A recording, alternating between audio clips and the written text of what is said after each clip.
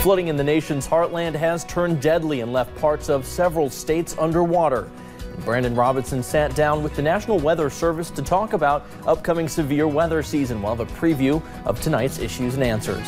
And we chat with a Central Kentucky boy who is now officially a UK major superfan.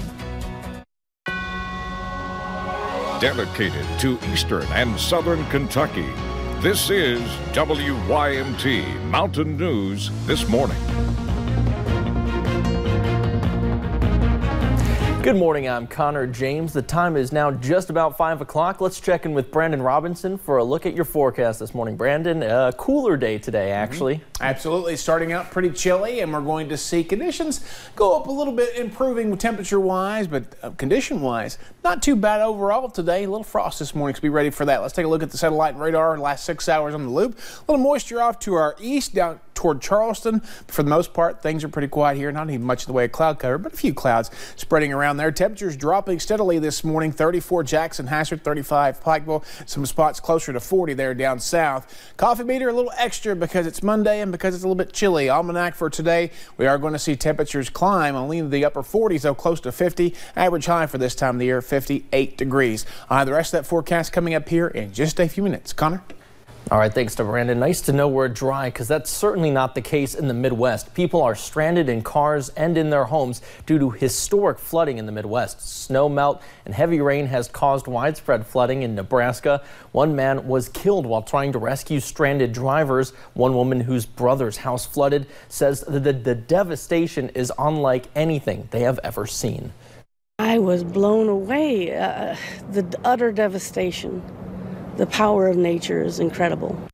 The National Weather Service says the flooding will continue for days across parts of Mississippi and the Missouri River basins. In Portland, Oregon, streets were flooded this weekend not by rising waters but by a large water main break. More than 1 million gallons per minute caused catastrophic flooding on Saturday, leading to the evacuation of 12 homes and flooding cars. Officials were finally able to make repairs and stop the rushing water. And at least 50 people have died in flash floods and a landslide in Indonesia's eastern province. Nearly 60 people were also injured and sent to the hospital. Some areas received more than 18 inches of rain in the last 3 days.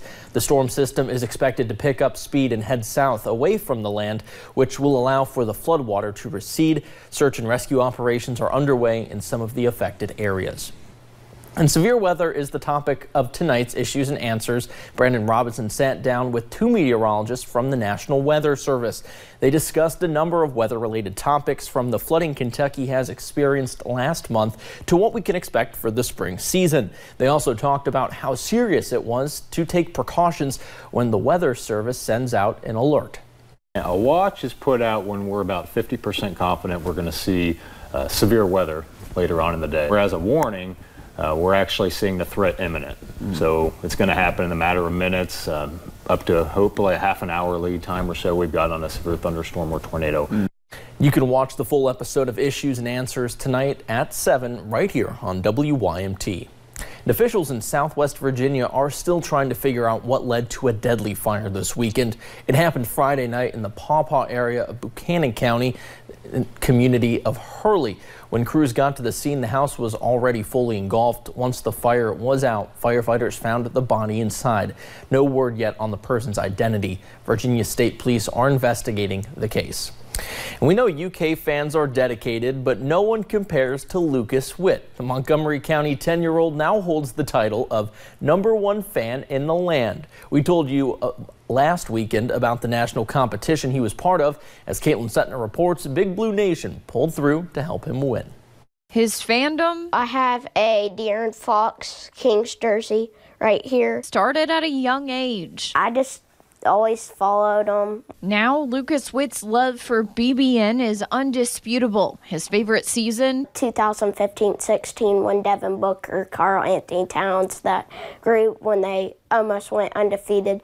That was probably the most exciting year. As if he needed proof. I have some jerseys right here. Devin Booker's on this. got a bobblehead. Now the 10-year-old from Montgomery County has a championship title to prove his allegiance to blue and white. I was on Instagram one day, just scrolling through. A Superfan championship set up like a bracket for the NCAA tournament. Witt competed against fans from across the nation to bring home a win for Big Blue after a war of likes. So it was a Ohio State fan versus me, the Kentucky fan. He battled it out until there were only two. And then it got to the Elite Eight, Final Four, and then now it's the Final Two, and the champion was me.